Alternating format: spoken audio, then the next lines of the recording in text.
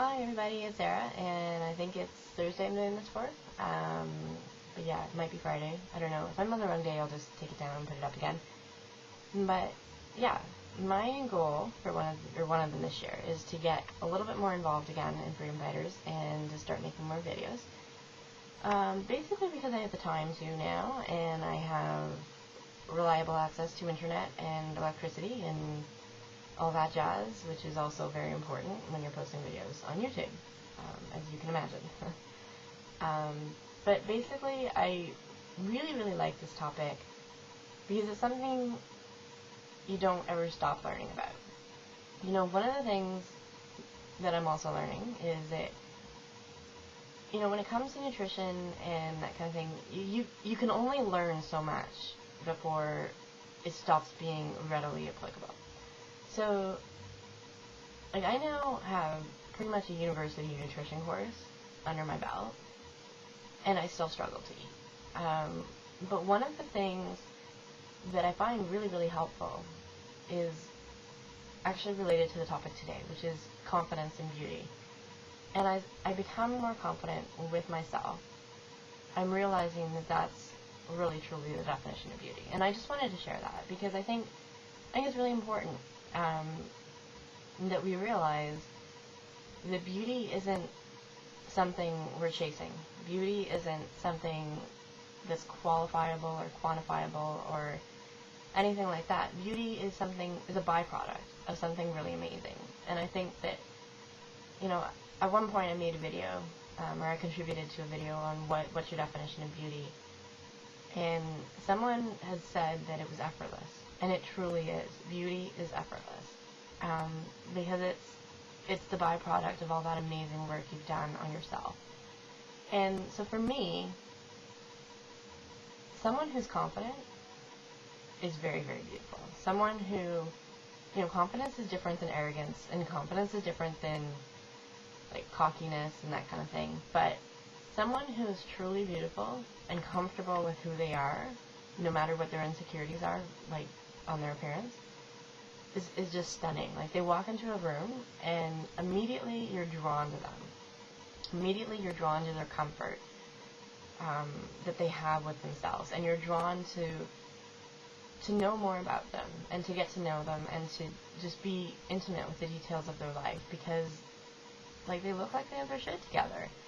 And, you know, if you don't think that translates to a physical beauty as well, then I guess I'm going to say that you're wrong, because I do think it translates to a physical beauty. One of the things that I've been fortunate enough to do is to work as a camp nurse, and it is something that I truly love with all of my passion, and I look forward to it every summer. It's amazing. You know, the kids are amazing, the patients are amazing, and it's something I feel comfortable doing, and it's something I found a purpose outside of my, like, sad abuse victim state, and I found something that I can be good at, and that doesn't relate to something that I had no power over. And I really like who I am when I'm at camp, and it feels like home, and I miss it so much already. But you know what? It's okay. I'm going back, so it's okay. But basically, when I come home from camp, everybody's like, "Oh, you look so amazing. What did you do? You know, did you, like, lie on the beach all day?" Or, no, it wasn't a rejuvenating experience. It wasn't. I work hard. I feel like I don't get paid enough sometimes. Nobody does, so it's not a question of, you know, am I being overused or anything. It's just the camp setting. You know, everybody has to do more than their share in order for it to go well, and everybody does. And that's what the miracle of the camp setting is that it works because you get a whole bunch of really amazing people around. Anyway, that's not what this is about. Me, confidence, being and knowing where I belong is so integral to my physical appearance that I come back and people are like, "Wow, you look so well. You know, what have you done differently?" Well, yes, I'm more active at camp. I mean, I have to be. I hike up a hill 3 times a day to eat. Like, the dining hall is literally on top of a hill. And yes, I'm out in the sun more and, all that. But it's not a quote-unquote easier life. It's just one that has purpose, and one that I'm confident with, and one that I love who I am with there. And I guess the case, or the example I'm going to make is, within the last 2 weeks, I was walking down the street, and some man comes up, and he's like, "Oh my God, you're the most beautiful woman I've ever seen in my life." I'm like, okay, did you, open your eyes 3 minutes ago? Because this is, the derogatory self-talk thing going on. I'm like, well, gee, thanks, He's like, just so you know, blah, blah, blah. I'm like, okay, well, yeah, great, thanks. It's kind of creepy that you're doing this, but whatever. Really appreciate it. And then, less than a week later, I'm coming home from a swim, literally no makeup, no, my hair's wet, I've just come out looking like I'm coming from the gym, and it's 11:50 at night, and some guy goes, "Oh, do you want to come have coffee with me?" I'm like, okay, dude, there's a couple things wrong. First of all, it's 11:50 at night, I'm about to go to bed, I don't need coffee. And second of all, have I met you? But in any case, if you don't think that confidence radiates from within and affects your physical appearance, affects the way you carry yourself, affects your demeanor, affects your approachability and all that kind of thing, I guess that's sort of my 2 life examples within the last 2 weeks that I can tell you it does. It does because I don't love where I am right now in terms of my recovery. And I don't love where I am right now in terms of my life. But I'm drawing a lot upon something that was really, really amazing in my life, and somewhere where I knew I belonged, and where I knew that I was doing something worthwhile, and something that had purpose, and all that jazz. And it's still radiating. It's still residual. It's still something I wear.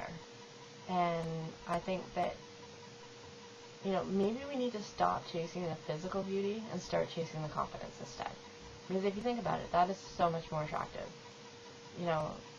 With a confident person, you know where you stand.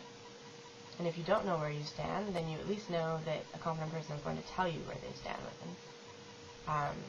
And not in a vindictive or hurtful or dishonest way, but in a way that, it's kind of a relief that you don't have to guess. And, a confident person, yeah, she can stand on her own 2 feet, but a confident person is also not afraid to ask for help. And it's just such a less complicated, a more simple, more genuine, more authentic way of living. And I think that there's beauty in that gets undermined all the time. And I seriously, to a wedding, I wore makeup once.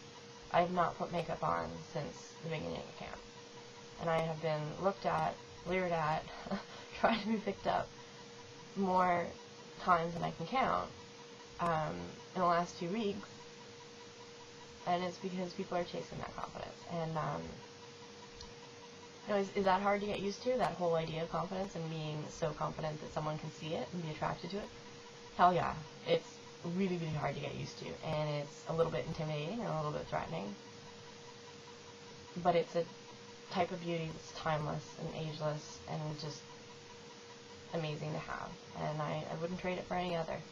So I guess we need to redefine beauty and maybe include confidence as one of the pillars or one of the cornerstones to how we feel about beauty. That would be, I guess, my main thoughts on the topic. I hope to see you guys later. Take care. Bye.